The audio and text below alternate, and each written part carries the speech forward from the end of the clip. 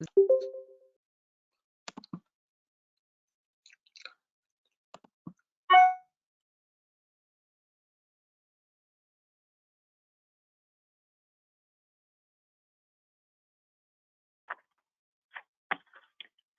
good morning, everyone. It's just a minute or so past 10 o'clock. Welcome to Preservation Conversations. It's Wednesday, April 29th, and hard to believe we're already at episode 5, and April is almost over.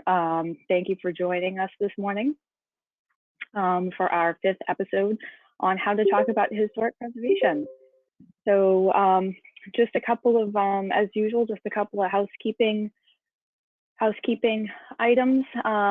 We ask that you mute your phones while you are on. With the amount of people we sometimes get, it's easier, especially when we get to the question and answer period, for you to send questions via the chat feature, which looks like a little conversation bubble on your GoToMeeting console. If you do have any questions or have any problems, you can email me, ekelly@preservationmass.org. You can submit your questions throughout the hour, but we've kind of put aside some time at the end for our little Q&A, as we have for the past several weeks. And just to let you know that this is going to be recorded and posted to our YouTube channel and website later on. So that's the reason why we're hiding webcams and hiding everybody. We had one episode where we didn't do that, and I had to do some editing because I don't think people wanted to have an hour of their faces just watching the webinar. So that's why we're hiding all webcams for this. So with that being said, let's go back. So again, Preservation Massachusetts started these preservation conversations just as a way to positively connect, communicate, and share. And answer the questions that we know are still out there, even though we're not able to meet in person right now, and our lives have been a little upheaved, and it seems like they're going to be upheaved for another couple of weeks, at least until May 18th, fingers crossed at this point. So we've done this all throughout April, but we have some news about the next month, May, coming up at the end of this hour that we'd like to share with you. So with that being said, this week's episode, once again, kind of comes out of our conversation from last week, where we were talking about threatened and endangered historic resources. So this week, we thought we would talk about how to talk about historic preservation. And this is important because so much of what we do is really communicating and talking to people about historic preservation. And when we're in formats like this, and we're all somehow associated or affiliated or involved with historic preservation, okay, we all kind of get it, and we sometimes feel like we're preaching to the choir. We all understand what the terminology means, but a lot of times when we're talking about historic preservation, we may not realize that those we're talking to don't necessarily understand what we're talking about. We sometimes tend to use a lot of technical language. We use a lot of technical language, which can be a little bit daunting, and I've heard that even from some of my own staff sometimes. So we thought we would just talk about how to talk about historic preservation, because it is important for our communities. We sometimes have ourselves feeling, like, well, preservation is important. Why don't people get it? Preservation can oftentimes be seen as the people that say no, when we want to be seen as a little more proactive and a little more collaborative. We're going to talk a little bit about the importance of knowing your audience. Who are you talking to? How can preservation possibly fit with their role in the community, or their objectives or their goals? How to frame your message, and then also perhaps very helpful, flipping the script and putting yourself in someone else's shoes to see how they may view preservation and how you can better talk to them about preservation. So I really want to, so that's kind of a little general overview about what we'll talk today. And as always, we'll have our great participants, our Preservation Mass circuit riders, Jeff and Stacia. We also have with us our president, Jim Igo, and our program assistant, Nick Moore. And also very happy to have again Chris Skelly from Mass Historical Commission, and I am Erin Kelly. So I'd actually like, if it's okay, keep going backwards. I'd actually like to see if Chris would be willing to kick this off, because it was an example he gave last week about how he was talking with somebody. It was a real life example of somebody who seemed opposed to some aspect of preservation, and really how he interestingly flipped the script. And that's kind of what got us thinking about why it's important to think about how we talk about historic preservation and how we talk about it and communicate our message. So Chris, I think I saw that you were on already. If you want to take it, kind of just lead off, and we'll go from there. Okay, sure. I'll try to get things going here. So yeah, last week I had talked about someone that had called me, strongly opposed to establishing a local historic district in her area, and listened to all her concerns.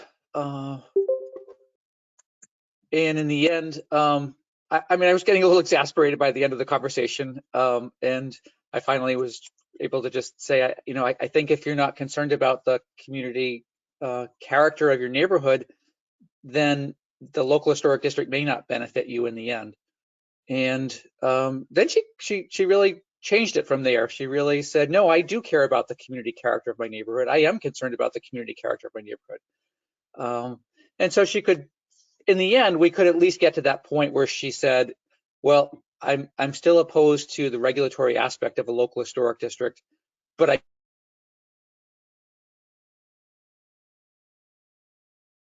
do recognize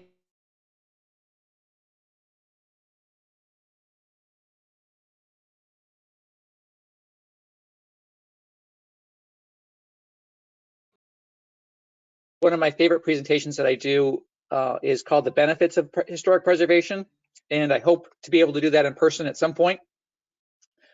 It's called The Benefits of Preservation: Economic, Environmental, Educational, and Emotional. And I put the emotional one on there because that's how we talk.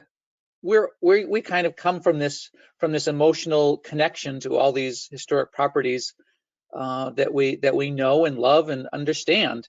And when we bring that emotional connection there and try to talk to all these other constituencies, it doesn't work very well.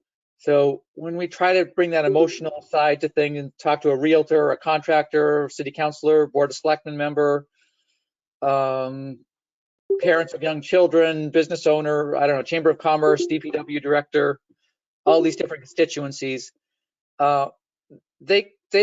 they're not necessarily going to go along with that emotional connection, and it's hard for us sometimes because we just think that, well, how could they not go along with what we're saying, because of our deep emotional connection there. So when we talk about something like when somebody says something like, why should we save that historic house, an often typical response might be something like, well, that house has an original beehive oven, or that house is a rare intact example of stick style architecture, or that house was once part of a farm that covered 100 acres. I mean, those are all things that I understand and really, really deeply feel inside me for why they should be protected. And probably many of the callers on our call today would also really feel an affinity to that. But it's not necessarily going to draw in all these other constituencies. So it is really about getting into other people's heads and thinking about, okay, if you're a realtor, a contractor, city councilor, whoever the constituency is, what's your interest?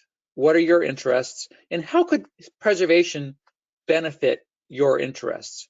And the great thing about historic preservation is that there's a benefit to all of these different constituencies. And so that's one of the things I do in the presentation, is talk about all the economic benefits of preservation, the environmental benefits of preservation, the educational benefits of preservation. The list certainly is really big. So I think that's one of the key aspects. I'll stop there for right now, but I can talk a little bit more later. But that's one of the key aspects, is trying to think about all the different constituencies out there and what would work best for each constituency. Thank you, Chris. That just really kind of struck me when you gave that example of, a woman saying, well, it might not benefit you but when she really kind of thought about it, it's like, yes, she was concerned about community character. And, so when you kind of dig down, it may seem like your end goals are maybe not necessarily aligned, but when it does come down to it, because preservation is really multifaceted and and intersects with a lot of what happens in our community, and kind of can relate and benefit so many different things. How you talk about it, and I think importantly, knowing your audience and knowing what their interests are, what's their end goal. If you're talking to, like you said, talking to a contractor, or if you're talking to a planner, how can preservation fit in there? And I think knowing your audience is hugely important. When we're down, when Preservation Mass goes to Washington, D.C. every year, and we're talking to elected officials, yes, a lot of them appreciate historic resources in their communities, but they want to know about, they like to know about jobs, about, increased tax revenue, putting community revitalization. That's really what's going to, pique their interest, and then we come in with how historic preservation can actually support those. Some more things. Another thing that, again, we kind of, when we're in Washington and also when we're talking to people, is ask them, do they know about historic preservation? I think sometimes, and I myself am guilty of this, we just assume that because people are maybe at a meeting of, at a meeting where there's a lot of preservationists, or that they actually know what historic preservation is, or they know what specific programs are, or when we talk about the Secretary of the Interior standards, or we talk about the National Register, they may not know what they are. They may have heard the term, but not actually know what it means. So asking them, right off the bat, do you know what historic preservation is, or do you understand it? Don't always assume that they necessarily understand it as well as you do. And then also ask them, what are their thoughts? I mean, they may have had some not so great interactions with historic preservation in the past, or ask them their thoughts. And I think one of the things that, I always keep doing that, I think one thing that's important, and we do this a lot at Preservation Massachusetts, is listen. Listen. Try to hear what people have to say. And I've heard this, unrelated to preservation, but a lot of people, well, I don't know if it's a lot of people hear, but they don't listen, or they listen but don't hear. When people stop talking and they're listening to somebody, a lot of the time they're already formulating what they're going to say in response to what you're saying. So it's important, especially when you're dealing with people or talking to people who may seem like they're on the opposite side from you, or not necessarily in agreement with you, to really try to hear them and hear what their position is. I think it's important, because I think sometimes with preservation, there can be a lot of misunderstanding, cross communication, a lot of misinformation, when really ultimately we're really going towards the same common goal, but trying to listen to what the other side has to say. It can be difficult, but I think sometimes if people feel like they're being heard, and you're taking into account and appreciating where they're coming from, and trying to figure out where your side, where preservation can come in and be of assistance, can be hugely beneficial to everybody. So let's see, Jeff, Stacia, do you want to chime in with any about, since you're circuit riders, you guys, well, used to do an awful lot of talking in the field to a lot of times to local preservation advocates, but also to people who sometimes were not necessarily preservationists. So as circuit riders, how do you talk about preservation? Do you have any tips for how best to talk about historic preservation that local advocates can use to their benefit? Well, Erin, I really, sorry, Jeff. Go ahead, Stacia. Okay, I was going to say, yeah, I really liked what you said about myths and misunderstandings, because I think there's a lot of myths and misunderstandings about what historic preservation is and what it means. And I think one of the common myths that I find is that people really think that historic preservation means that we don't ever want anything to change. And that everything should be preserved like a museum, and no changes are allowed. And I think that, that can be a common misconception, and that also really goes along with that. As historic preservationists, that's not really the case, and we understand that a building's use may need to change because society changes. And so, for example, a large historic school building that may no longer be, it may no longer meet the needs of, or the community perceives it doesn't meet the needs as a school building any longer. Demolition isn't really the only option. That finding a new use like senior housing for that building is perfectly acceptable to a preservationist. It doesn't have to be kept as a school, or it doesn't have to be a museum, and that it really is more a matter of respecting for what makes the building unique, but allowing and managing change. Yeah, and one thing that I've found helpful is if you're speaking with an individual or group and they're just not getting what you're talking about, try to find a language that you can use that they will get. And sometimes that comes down, to numbers. And I've found that to be particularly useful in the window replacement issue, which we all face frequently. And so I was at the Museum of Science here in Boston a couple years ago with my twin nieces, and they had a great exhibit that were building blocks, and it showed you, it was all about energy savings. And it said, okay, well, here are building blocks, and here's the thickness of these blocks represents how much money, or what is the value that different actions that you could take would represent. And they had a block for replacing your windows, which said that, okay, typically if you replace your windows, that will result in a 2.8% annual energy savings.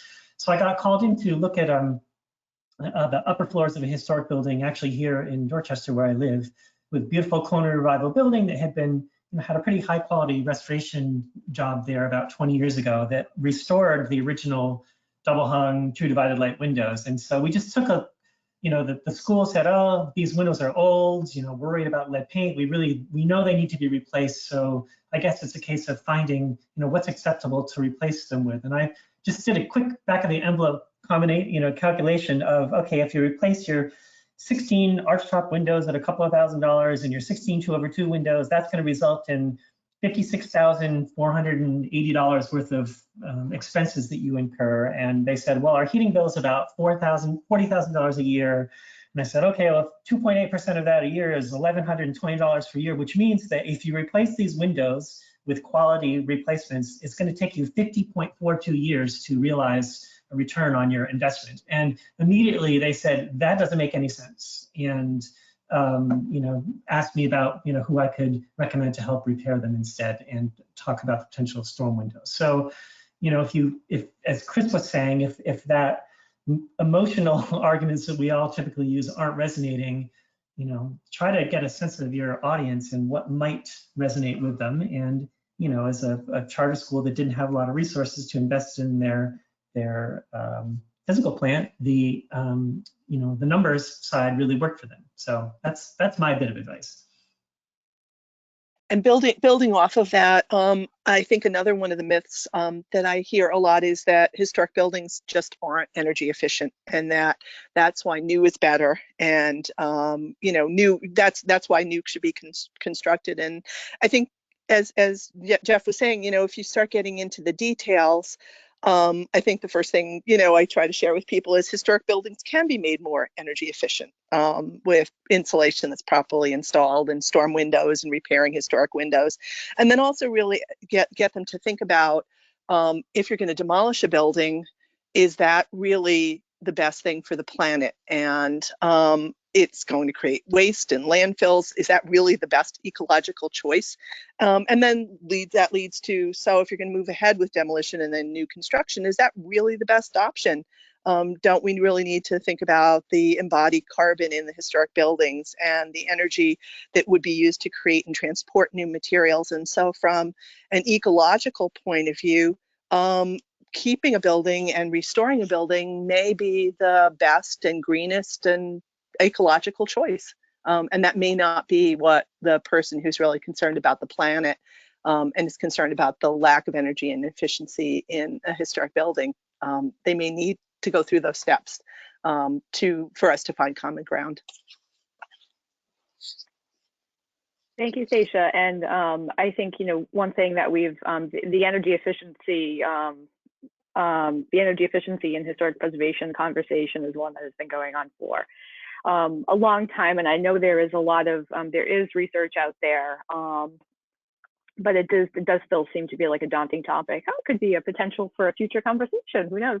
But I think you shared a couple of weeks ago, there was a document that actually came out of the state of Connecticut, that Connecticut put together, that talked about Yes. it talked about climate change or energy efficiency of older housing stock. Is that right? Is that something that might be? Yeah, I found it to be a useful document. I think you can find it on the Preservation Connecticut website, and it was a document that was collaboratively put together. I believe Preservation Connecticut was involved, and also the State Historic Preservation Office in Connecticut was also, and they also partnered with an organization that is a bank that loans money for solar panels and things like that. And so it was a project that all of those organizations had input into, and although it does, some of their recommendations are Connecticut specific, generally the majority of the report I think would be useful for anyone in any state. Mm-hmm. Great, Stacia. I'll try to find that and we'll link it through. I have a bunch of stuff I should link through to the Preservation Conversations page on the website today, so I'll do that. Another thing that that came out, I believe it came out in March. All I remember it was before all this craziness, but it was a document called 24 Reasons Historic Preservation is Good for Your Community.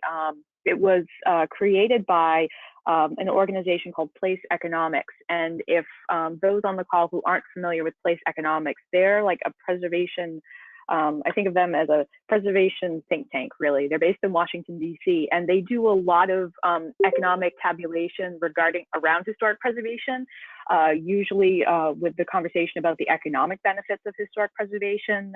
They do a lot of in-depth studies of things like tax credits, how restoring historic buildings over time has increased and benefited the economy in certain places. They're often contracted out for studies, but they created this document, and I think they've been doing a lot of online virtual gatherings since the pandemic.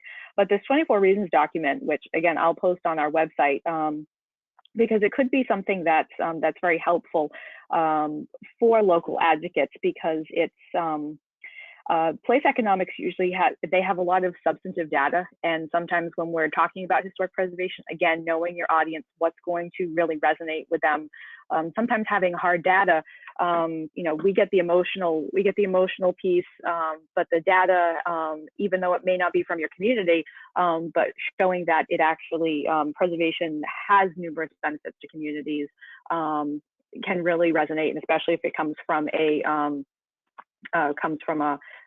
respected organization. So that could be very helpful, and another tool to add to your toolkit. So going out and looking for studies. Again, we do this a lot when we're trying to talk about the impact of the federal and the state historic tax credit in Massachusetts. It may not be a study that focuses specifically on your community or on Massachusetts, but if it can be comparable, saying, look what it did for this community, this is what it could do for our community. That can also be helpful if you're trying to do something, say, passing the Community Preservation Act. Look at other communities that have had success passing CPA in a similar sized community, and look at all the benefits that it has given that community. So another, and I think we've already talked about how preservation can be part of larger conversations. As Chris said, preservation can benefit, has numerous benefits, and collaborations within our communities and our state.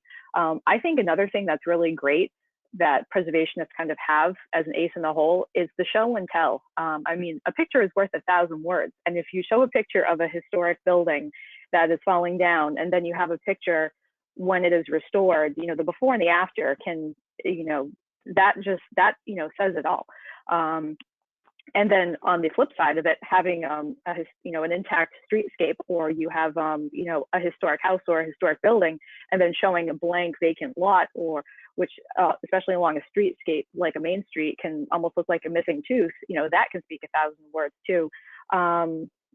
Chris, I think it was part of your demo delay presentation back in February, but you were saying there was one community that they had some sort of like community day, or there was something where they took a bunch of pictures of historic resources that had been lost over time, and people didn't really, and they showed the community that, all of these historic resources had, I believe they had been demolished or they had been saved. I'm not really sure what that was.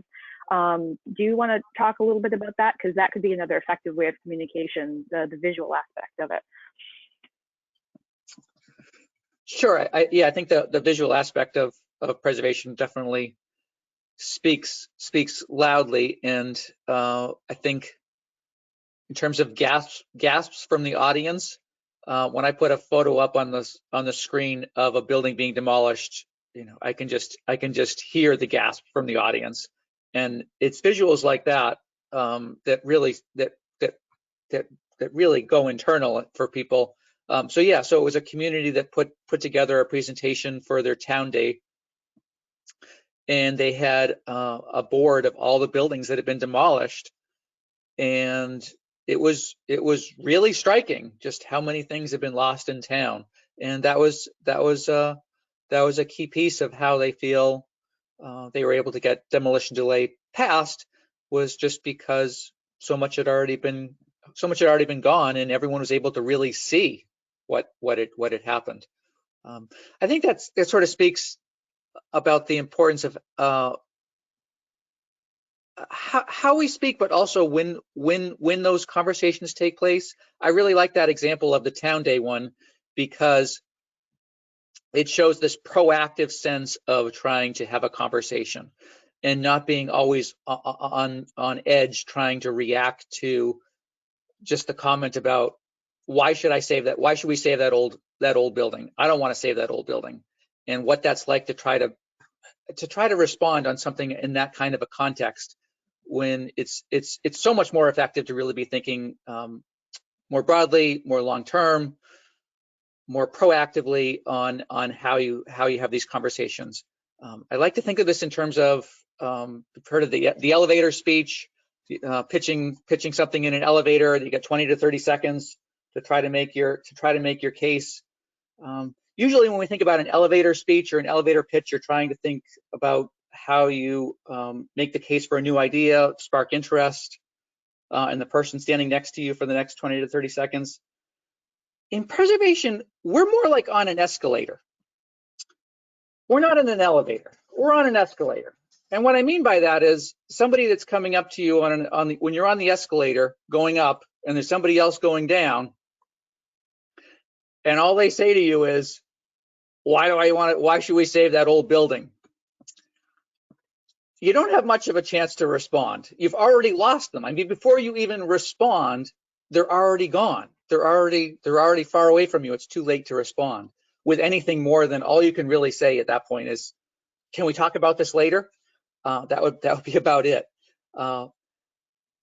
So that's really to try to think about, and this is often how we end up having conversations about preservation is sort of these last minute escalator kinds of conversations, when it's so much more effective to be thinking about how you do these things more proactively, trying to do them last minute, just not reactively, just not an effective strategy for preservation. Chris, I like the escalator analogy. That's great. I have to find some sort of like image or like GIF or something to kind of encapsulate that. But I think that is a hugely important point when we choose to start to speak, because you're right. So much of what we do and how preservation seems to get involved or taken into these larger conversations, it is usually last minute. We were talking last week about threatened historic resources. The calls that Preservation Massachusetts gets and the Mass Historical Commission gets is usually Oftentimes at the last minute when, either a building is about to come down, a demo delay is about to run out, where it's at the end of the process. And preservation, as we all know here, preservation takes a long time. It's a long time. It takes a long time to, put projects together, to even build, to build a constituency, to build that sort of, credibility, to build that, just to build from within your community. And even in the state, it takes a long, long time.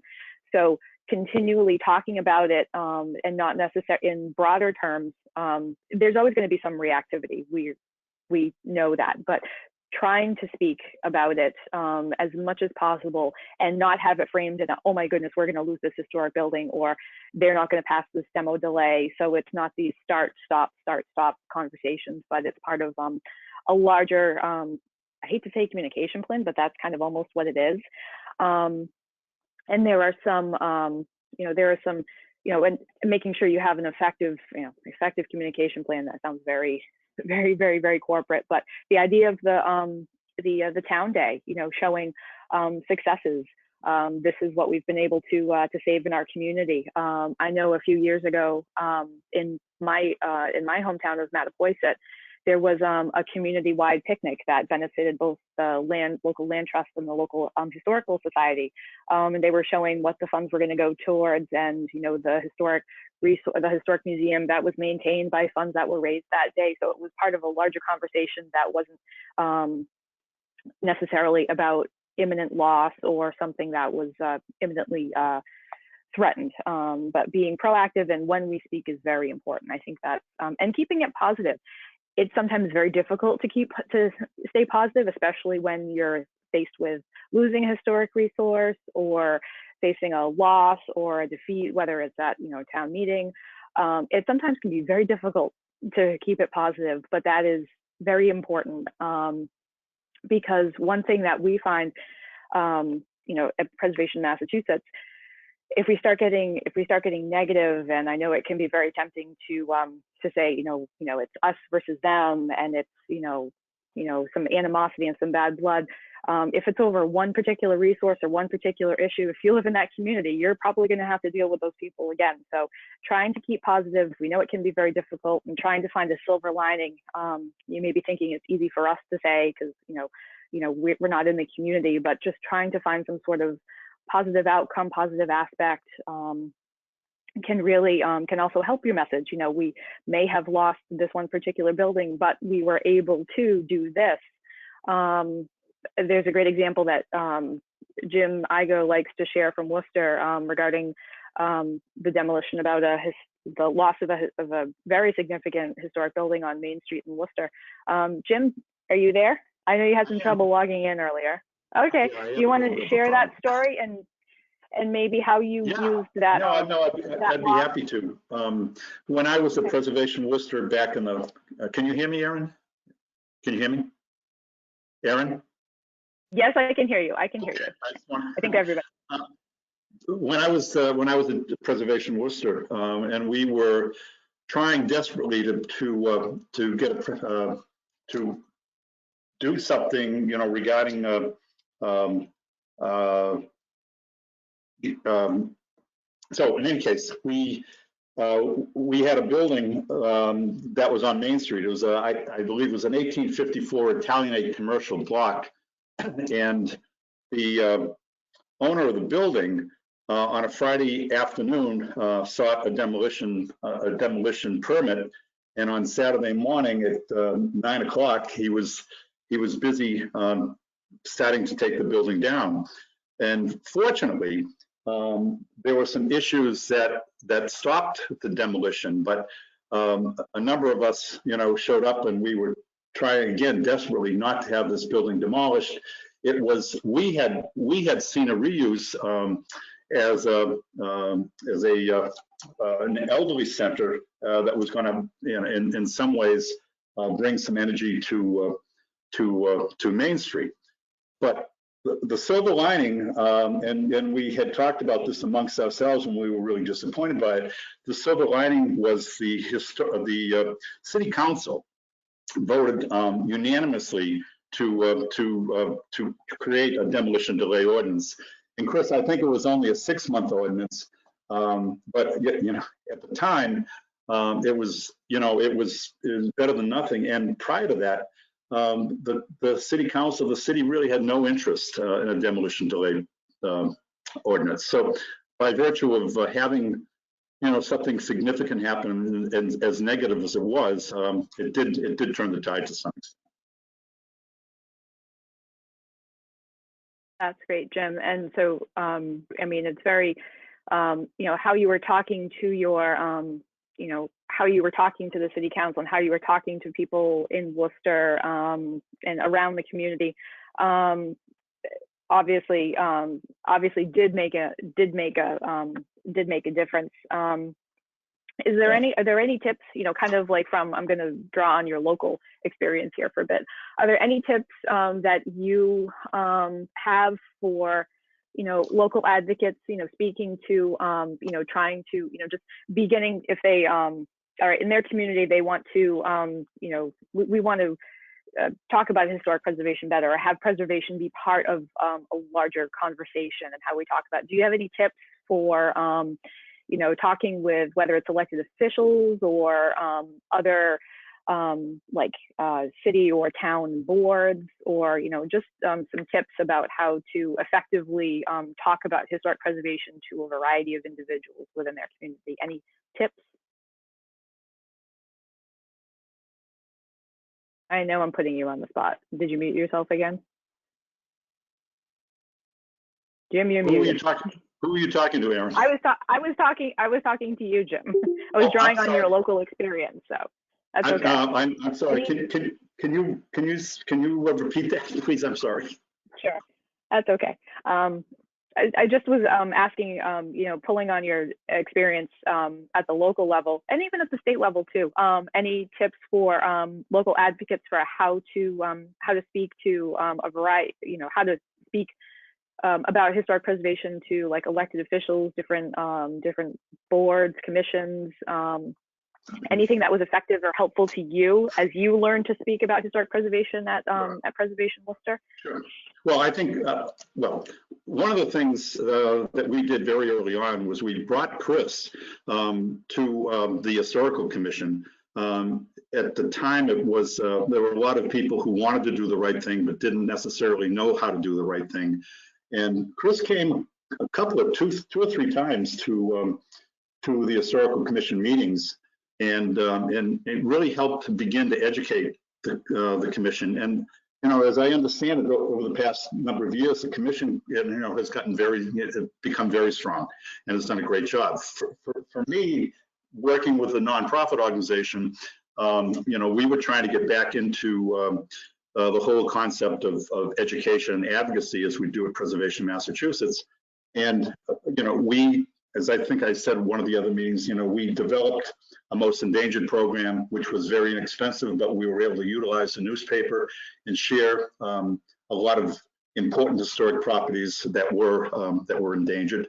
I spent a lot of time trying to work with the city officials, with elected officials in the city, to make them understand who we were and what kind of work we were about, and that they shouldn't run from us. They should embrace us. And over a period of time, we developed the opportunity to be able to sit at the table and be able to express some of our opinions about a variety of things that we felt were important when it came to historic preservation issues. So, kind of a slow process, but I think what we did in the city of Worcester, towns can do as well. People who care a lot about preserving saving a historic building by talking with and helping, educate in a very subtle way.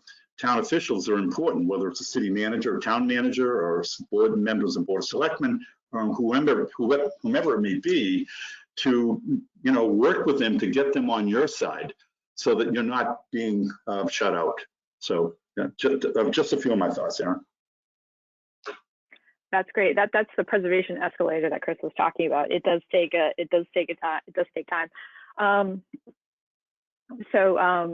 Chris, you're probably going to get a lot of calls to go talk to more historic commissions as soon as the governor lifts the meeting restrictions. meeting restriction size guidelines. But sometimes having somebody come in who is not part of your community, I mean, we will always go and say all preservation is local, and the most effective advocacy comes from the people who live and work in that community. But sometimes, as we've seen at Preservation Massachusetts, and as Jim has said, sometimes it's helpful to have somebody from outside or another organization like Preservation Massachusetts or the Massachusetts Historical come in to talk about why preservation is important. So I know this is a role that when we began our circuit rider program, we saw our circuit riders doing a lot of this. Jeff and Stacia, do you want to talk about some examples of where you've kind of been brought in as kind of like that, I wouldn't say a validating third party, but someone from outside coming in saying, yes, this is important and you should really be having these conversations, and kind of validating what and backing up what local advocates have to say. And Chris too, feel free to jump in with some examples and some tips.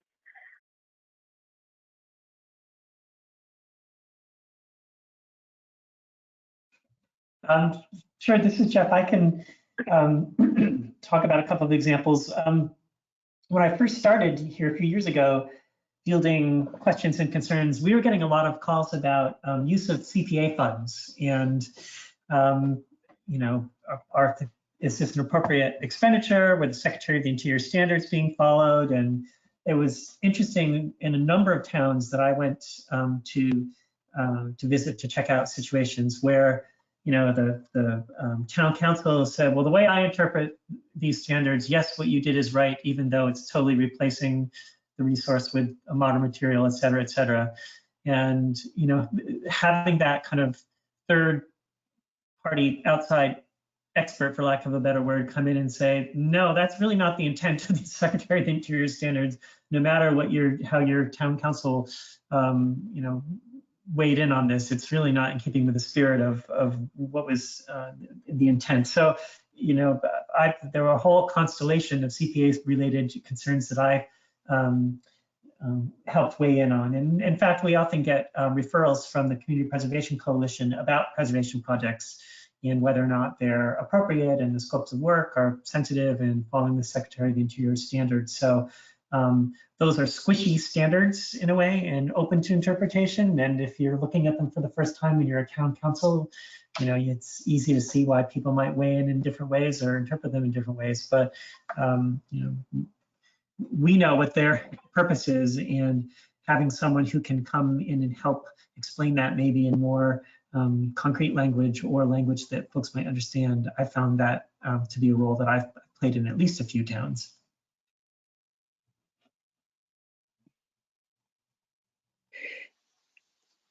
And I think, this is Stacia. I think building on that, oftentimes people, when we get calls, it may be related to what does it mean to be listed on the National Register? Does that provide protection? What exactly is it? So I think it's really also helping to answer some of those questions and to back up the local advocates who have been trying to explain, say you're a historical commission member and people in your community are coming up to you and saying, how can that building be demolished? It's on the National Register. And I, like to say to people that the National Register is an honorary program and is a great credential. So it can be a really wonderful, because it is this outside credential of significance of that this building really is important to more than just the folks within a local community. But unfortunately, it isn't going to prevent the demolition. So it's really sort of helping to sort out what does all this language mean, can be a role that having somebody not within the community can help to support local folks.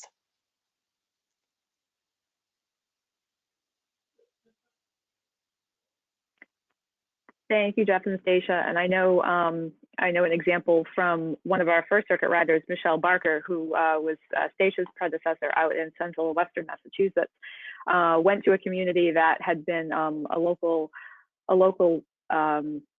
local historic commission had been having some communication issues with a board of selectmen, and felt they were at a communication impasse and the selectmen weren't hearing them, and asked our circuit rider if they would go to a meeting. Our circuit rider did not say anything, but just sitting in the room the board of selectmen in this particular community and the historic commission were able to have had a more fruitful conversation, and the end result was a tobacco barn actually being restored, which was great, and the tour guide didn't even have to say anything. So sometimes having the support of an organization like Preservation Massachusetts or the Mass Historical Commission, if we can come in and help support and bolster your local advocacy efforts and your communication efforts and how you talk about historic preservation, and letting them know that this is preservation from a larger context, why it is important. And we're here. Jeff and Stacia are available right now just by email, at least until May 18th at this point. But if you have questions, feel free to email them. Our contact information is on our website. And we're getting down to about like the last 10 minutes or so. And we haven't had any questions. We have a very quiet group today, but that's okay. So I think there's been some really some good tips that have kind of been shared. Knowing your audience, trying to keep things positive when you speak, and not in as much as what you speak is important. I think that's Chris, thank you for bringing that up. Trying to get preservation to be part of the conversation, and really trying to have a seat at the table. I think Jim was saying that as well. It's sometimes easier to have these conversations when when you're part of when people are talking about things like community planning, revitalization, economic development. If they know that if you've done a good job of talking about historic preservation, the benefits it can bring to your community, how it plays a role in your community's daily life, it might be easier to actually have a seat and have preservation be part of planning for the future, because that's really, when it comes down to it, we're really just we're stewards of these buildings.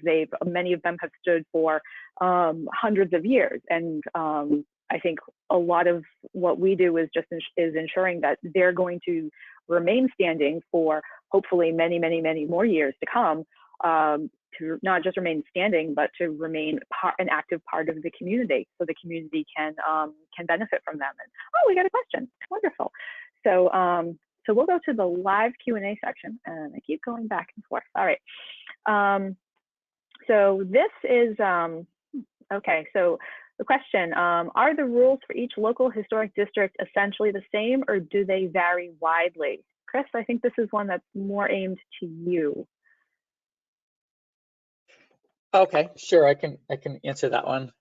And just before I answer, I just want to say, I really do appreciate it when anyone that's on the call does respond in the chat, on the chat boxes. Not only do I like the questions, I just like hearing your stories. So just anything about how things are going at the local level, what you struggle with, how conversations about preservation have gone for you locally. I really like hearing all those stories. So if you don't get a chance to put anything in the chat box during our session right now, email me later. I like to hear all the stories. All right. So question is, are the rules for each local historic district essentially the same, or do they vary widely? So I'm assuming this is from a caller that's interested in establishing a local historic district in their community. Okay, so first we have to ask, well, what do we mean by rules? Are rules the actual local, the piece of local legislation, the bylaw or the ordinance that's been passed by town meeting or city council? If we're talking about that as the rules, yes, they can vary. So for instance, well, paint color is often the one that everyone jumps on. I don't want to be in a local historic district because I don't want to have my house, I want to be able to paint my house any color I want. There are some places in Massachusetts where within the local bylaw or ordinance, it says paint color is going to be reviewable. Most local historic districts in Massachusetts, paint color is exempt. And so usually in a local bylaw or ordinance, there's a list of exemptions for things that will not be reviewed. That could be a small list, but it could be a larger list as well.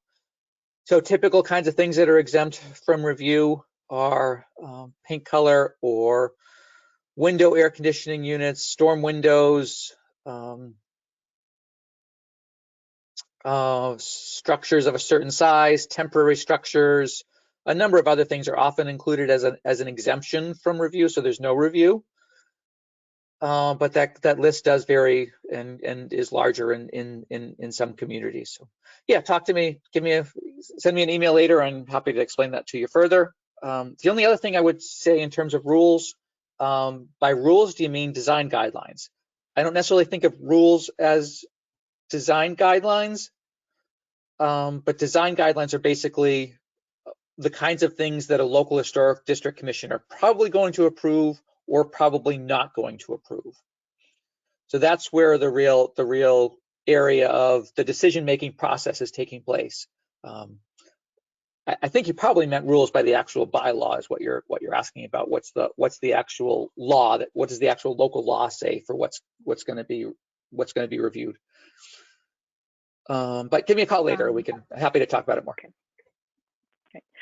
Yeah, thanks, Chris. And actually, I'll just put it up on the screen now. We're not done yet, but just if you have further questions and want to contact Chris, his email is up on the screen right now, as is mine.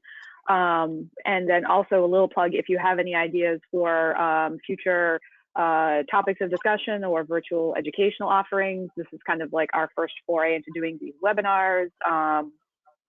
So if you have any suggestions, things you'd like to see, feel free to email us. And another thing, we're really very grateful to Chris for being with us. I think you've been with us for the past 4 weeks. So we've been so grateful to have him on with us. He's a tremendous resource for Massachusetts. And I'll just say that Chris has a lot of information and a lot of resources he likes to share. Chris, do you want to say just a little bit about what you're putting up on the PM website? So it's resources for local commission members and where they can find that. I know it's kind of under construction, but a place they can go. Do you want to just mention that a little bit? Sure. So I like the idea of being able to have a website for all of the materials that come from you. So things like all of your municipal guidelines, municipal preservation plans. It would be great to be able to have a website where if you wanted to see what the preservation plans look like in Massachusetts, you could go just to one site and there would be the list of them. Or if you wanted to look at the design guidelines for all of these local historic districts in Massachusetts and get a sense of what they look like and how they vary and what kind of things that they have in the design guidelines, what categories and things. So those are two examples of things that I get asked quite frequently. Do you have examples that you can send to me? So I'm grateful that Preservation Mass has offered a section of their website for local commission resource materials. So a lot of these things can now be up on the website, and I'll be able to forward inquiries over to Preservation Mass's website, or you'll be able to find them there directly. It is just getting started. We just put a few things up in the last few days. I started putting up some design guidelines, but it's not finished yet. But you could take a look. I think it's under the education tab right now. But lots of things that could be up there, and certainly if there's materials that you think would be useful, let me know. One that I haven't collected yet would just be if you're a local historic district or if you have demolition delay, what those applications look like. So I'd like to have all of the applications that I can find on your local commission websites for districts or demolition delay, and I'll compile those and put those up on the website as well. But let me know what else you would like to see there. Great. Yes. Thanks, Chris. So yes, if you go to Preservation Massachusetts website and go to the education tab, it's called local. It is called Local Commission Resource Library, and Chris will be putting up more stuff, more resources and materials over the next few days. I just wanted to call that out. This is something that happened. I think we just began working on it on Monday. So, so thank you, Chris, for your willingness to share all that great information, and we're happy that we can kind of be a base for people to go and get these resources. We did have another question. Could you talk about the reviewability of solar panels, especially in terms of Massachusetts seemingly pushing solar panels? So I guess that would be reviewability within local historic districts. Chris, do you have any insight on this? And I know Stacia's had some dealings with solar panels. Chris, any examples or insight as to solar panels for reviewability? Sure. So in a local historic district, if you're in a local historic district established with a local bylaw ordinance, you're going to be reviewing structures that are visible from a public way. So typically solar panels would be reviewed if it's not an exemption in the bylaw. It's not an exemption in the bylaw. Solar panels would be reviewed because they are a structure. There are some places where solar panels have been included on that exemption list. So in that case, solar panels would probably not be reviewed at all, depending on the language of the bylaw. Okay, so let's say your local bylaw for your local historic district does not include solar panels, then they are going to be reviewed as a structure. Now, I would say to the next part of that is there some way, just out of a good environmental sense of things, is there some way that you can accommodate solar panels in your local historic districts? I think there's plenty of ways that solar panels can be accommodated within our local historic districts. So that's going to be done with how you write your design guidelines, and lots of communities are putting solar panels in as a category of their design guidelines. And in there, we'll talk about the ways that solar panels could be considered appropriate within the local historic district. So I have compiled some language from from design guidelines on solar panels. I could actually put that up on Preservation's website as well in that resource area, and also some good basic sample language that you could use if you wanted to put it into your design guidelines as well. I have that as well. Great, thanks, Chris. It seems like there's a follow-up. What about demo delay in solar panels? I'm not sure if that means it's demo. I'm not sure. I'm not sure. That's from Diane Gilbert.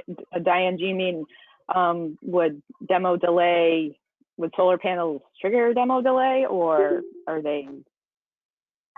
Guess we're not really sure about that question. I'll just answer. Do you have a master list of it? Oh, okay. Yeah, demolition delay would not typically involve solar panels at all. I don't see a connection there. But maybe this. Maybe I'm not. And one last question: do you have a master list of potential exemptions that have been used by various communities?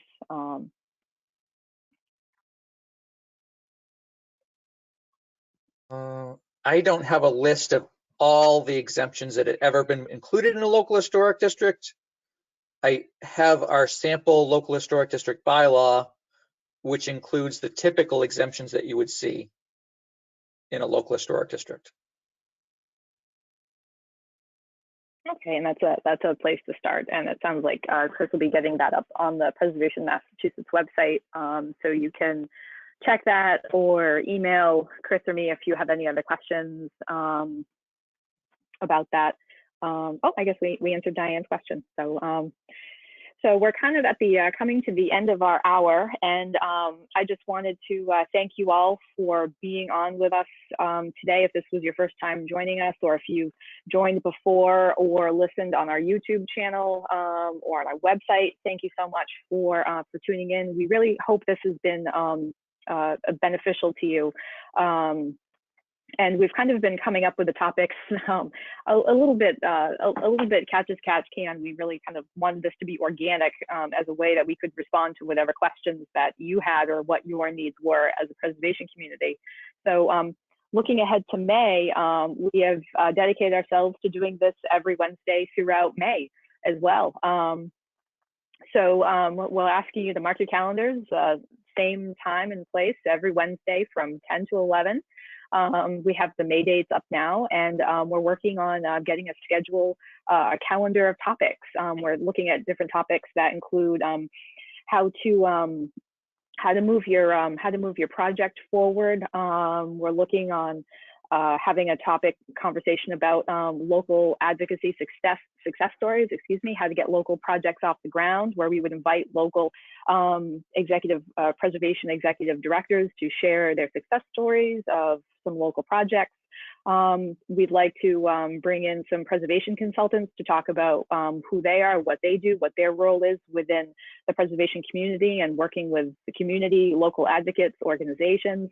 Bring in preservation architects so they can tell you about some of the projects they've done, but what their role would be and when to contact them, and and sharing tips and insight. And also we'd like to do one about funding. Everybody wants to know where the money's coming from, so we're working on putting together a session that talks about how to fund a preservation project, looking at different grants and funding and financial sources. So I'm hoping to have all of those done by or at least have a schedule by the end of this week.